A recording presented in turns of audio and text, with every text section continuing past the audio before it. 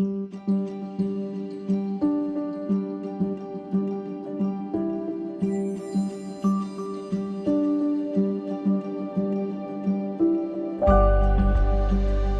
Leora. I'm Andrea Saacks' younger sister. Andrea is 2 years older than me. She has Prader-Willi syndrome, and we live in Philadelphia. I live about half an hour from where Andrea lives in her group home. Though Leora has older children and a busy life, she and Andrea have a close and active relationship. She'll come over for dinner. Occasionally we'll meet for an outing to a park or go get coffee, but mostly she likes to come to our house. She loves to play with my dog. Who is that, Andy? Josie. Do you love Josie? Yes. Do you want to ask her to come give you a hug? Josie, give me a hug, Josie. Oh, she loves you, right? Yes.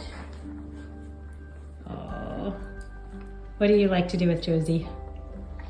Play with Josie and take her for a walk. There you are. Go. Yeah, she loves it when you take her for walks. See her touch. And run after squirrels. And run after squirrels, yep. Leora and her sister grew up in South Africa when the world knew very little about PWS.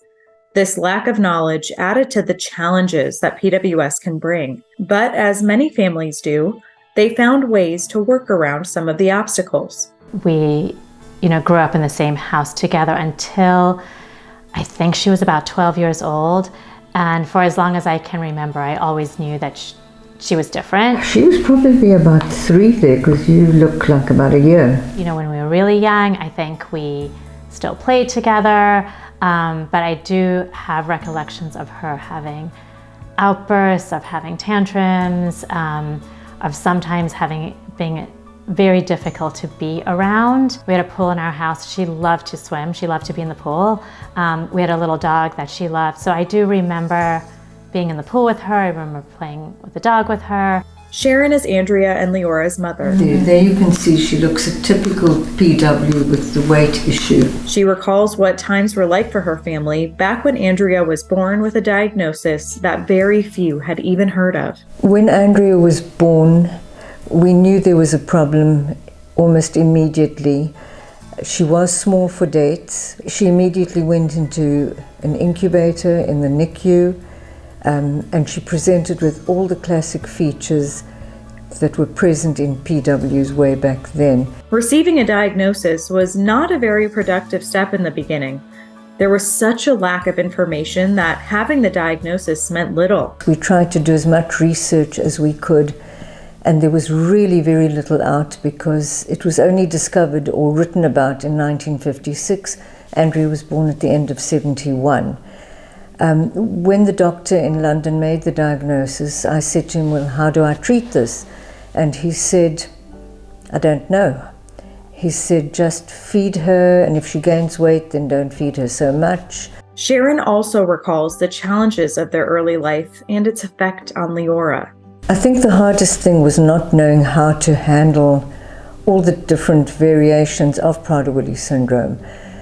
Trying to treat 2 siblings, 2 daughters, as equal was very difficult, because if there was food lying around, Andrea would just eat anything and everything in sight. So that was very difficult for us as a family, and very hard for Leora as the younger sibling, who had to take on a responsible role at a very early age. Leora spoke openly about the complications of their relationship. I think at some point you have a choice for what you want your relationship to be. I think it's hard. It's hard when you're managing your own kids, when you're helping with your parents, you don't have your sibling to help with your parents. You can easily say, like, I don't have the capacity for this, or I don't have time for this, or you can say it just is part of my life and it's part of my world. And I think that I have no judgment. I think that it's really hard. So I think I'm sure there are times when siblings assess like what they can take on and what they can't. Like many families, Leora says hers has greatly benefited from PWSA USA,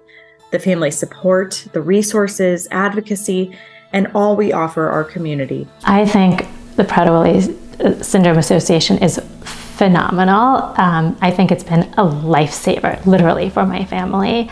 I think having resources and people who really understand what the needs of a Prader-Willi person and the needs of a Prader-Willi family are about has been invaluable. When I was at this past conference, I spent time getting to know younger families as much as one could in a short span of time.